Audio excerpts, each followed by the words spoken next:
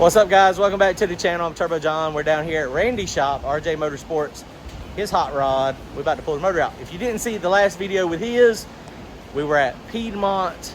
The fuel pump lost fuel pressure and we hurt the motor. So we don't know what's hurt yet, but we're about to pull it out. Randy, what do you think? All good. He's tired, it's hot. He's been in the body shop all day. Yeah. He's like, we gotta hurry up. But So my guys are, we try to take care of everybody, so we decided to come in at 6 in the morning so we can leave at 3. oh, that's okay, And, because it gets the hot. They seem to like it. Right, it's just early morning. Yeah. So Uncle Mike just left. Yeah. So he's been hanging out. Brad just got over here. I don't know if Courtney's coming over. Courtney was trying to come over last week, but I don't know if he's trying to come over today or not. But we're going to, they've already got it ready to pull out. So we're going to pull it out, get it on the engine stand, and disassemble it. Take the heads off of it, take the oil pan off of it. What'd you figure out with the fuel pump? We've already sold it. Okay. And we've already found somebody to fix it. Okay. And we got a new one and a new regulator. Okay. So sending the injectors off, flushing all the hoses. Okay. And we'll have a complete new fuel system. Sweet. New fuel filter. Okay. So that's the good thing about the fuel system stuff. I mean, it's pretty easy. It's pretty modular stuff. So he's making progress on that. You went with a Enderley billet pump this time? Yeah. From Alki Digger? It looks just like the Rays. Does it really? Yeah. So it's 25 gallons a minute instead of 24. Okay. And those guys at Alki Diggers really got it to me fast, and they were a breeze to work with. So as long as this thing's not too damaged, which hopefully it's not, it just leaned out for a second.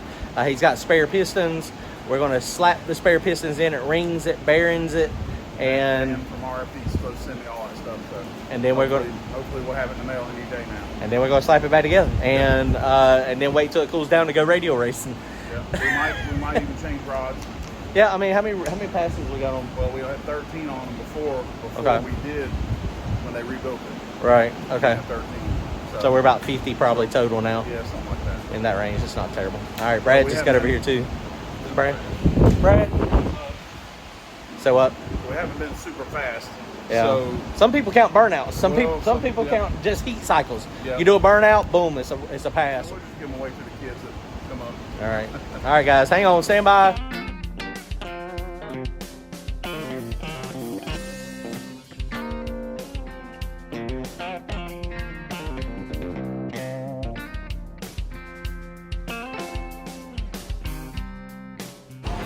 All right, Uncle Mike and these guys got this thing set up. We do run 2 spacer plates in this one, so not that big a deal. Easy way to keep the transmission up. We put a jack under it until we pulled the motor out. Of course, once we pull the engine out, it's got the dowel pins.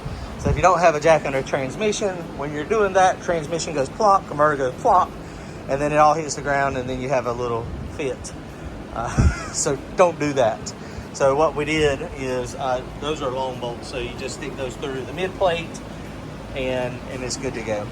If you need to move the car around a bunch, if it needs to get pushed back in the trailer, what I would do is put a couple nuts on this, and then also put something across here. You could do a ratchet strap or a bungee cord.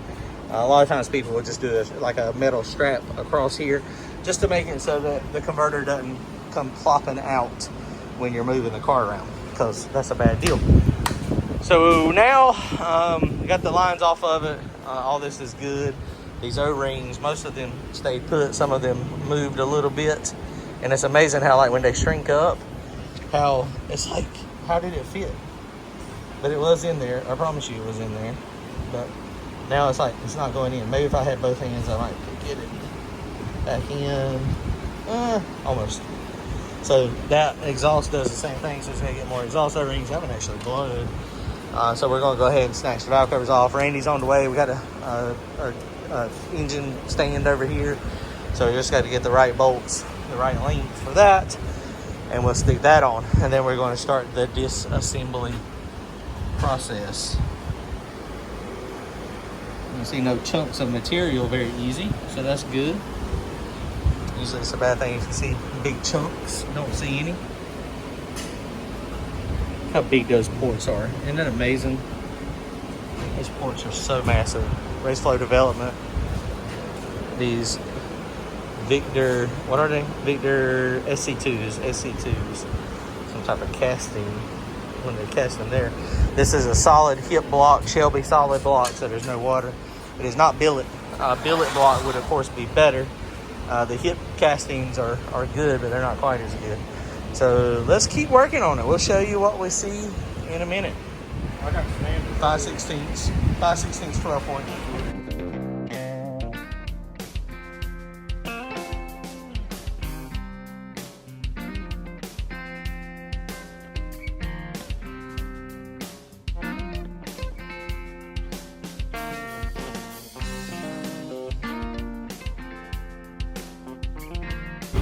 All right, guys, so we're working on this, getting the top engine apart, top end.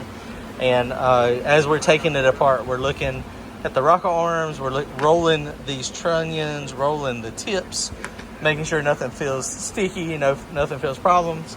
Same thing with the lifters. These are BAM lifters, I think, or they may be Iskies. I don't know, but we got to this one back here. So this is cylinder number 8. And when I went to pull it out, this one right here is stuck. And so that is the exhaust. And it's coming up now, but you can feel it sticky. You felt it? Absolutely. It's sticky. It's not like... We stuck another one in there and you can tell it's definitely... Yeah. So something is happening down here and it's tweaking it. We took another one and it's fine. Probably what's happening is... See how it's even... Well, it doesn't really have much wear. But usually what happens is these start flaring out. And they pop out, and then they make it so you can't hardly pull it out. I mean, I can't see anything visually wrong with it. It definitely does not feel bad here, but it's bad. It's 100% bad. So we can probably, these look like he might be able to get them individually, because that's a rebuild. I don't know. So we can probably get a rebuild one, because the one is good. And we took another one out of another set of holes, and it slid right in. So, I mean, is it terrible? I don't know, but it's not worth running. Now, something else I see down there on that lobe, shine the light down in there. Shine it, it's kind of getting a reflection. Let's see. See how you can kind of see, right there. See how you can kind of see the wear pattern? That's the one that was giving us the funny feel. Well, they all have that same kind of wear pattern. So the camshaft is pretty fine. Okay, so now we're fixing to rip the heads off of it. So yay.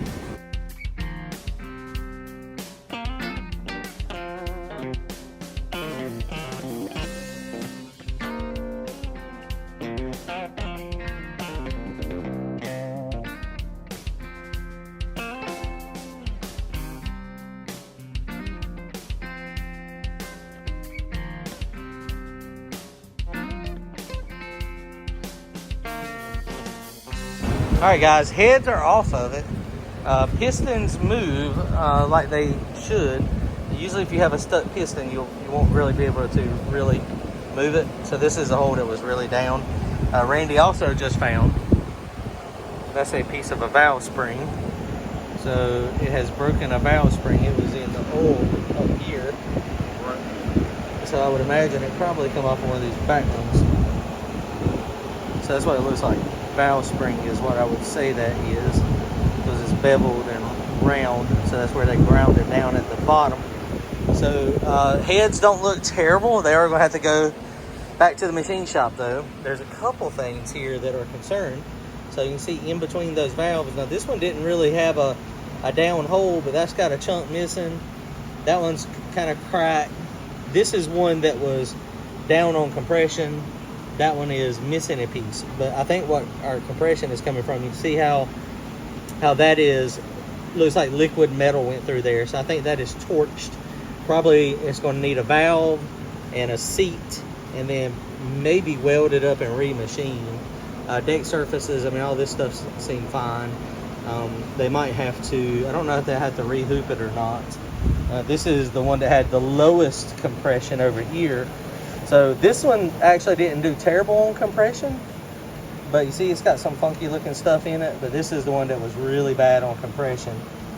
And you can see, like, it looks like that seat right there has got a spot in. I don't know if that's cracked all the way through, but you can see the liquid metal look again right here. That's worse on this one. And of course, in between the valves is kind of the same way.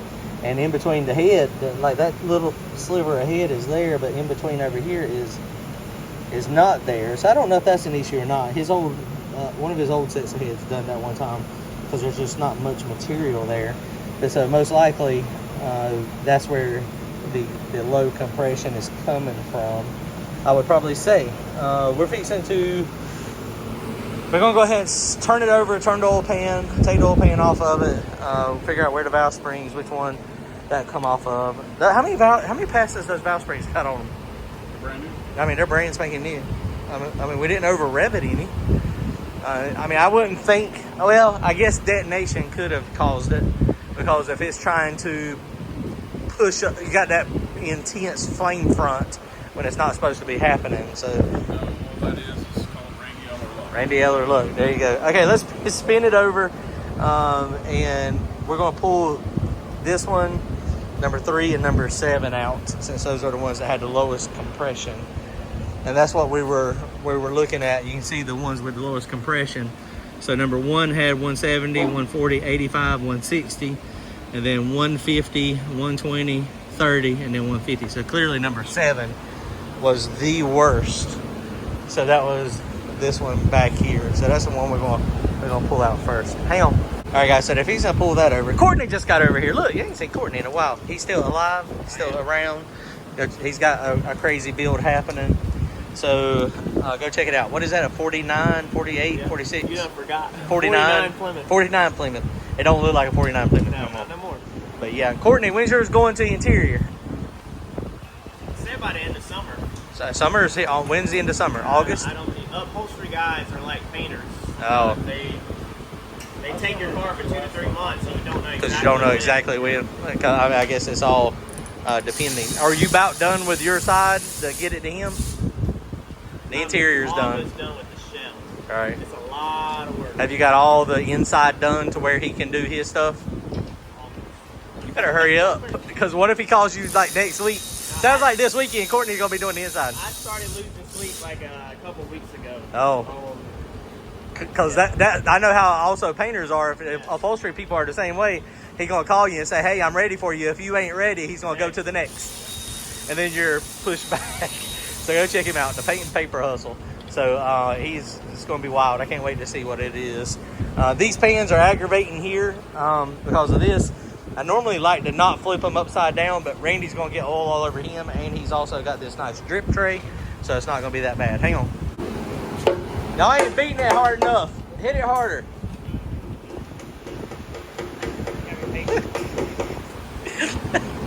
Courtney is lightly tapping. Y'all gotta be patient. You gotta have patience doing this. You gotta walk it around. This silicone is siliconing. We are going to have a jack bolt in it. All we're going to do is drill a hole here, maybe a couple of them on that side. You can't really do it on this side because of the way the paint is. Oh yeah, you can probably do one back there on the back. And all you do is tap it. So tap it with like a 1/4 inch, and then you put a bolt through it, and it just pushes it up. No problem. Courtney's about got it leaked now though. That's how it's done. I just don't want to prime on the stud. Oh, they about got it whipped now, boys. Look at there. That was the easiest I've ever had getting that oil pan off. It's the easiest I've ever done it. Maybe because I didn't do it. Brad and Courtney done it. I like that. I like this new work system we got here, guys. Look, they're ignoring me. They're just flat ignoring me. Turn that over. You see any metal in that? I heard something. You heard something? There's something that sounded like it was. That is a lot of gunk in there. That's a lot of bearing material. See it? Yeah, I mean, obviously we knew it was going to be hurting the bearings. So there you are. There's your hurt bearings. We was right.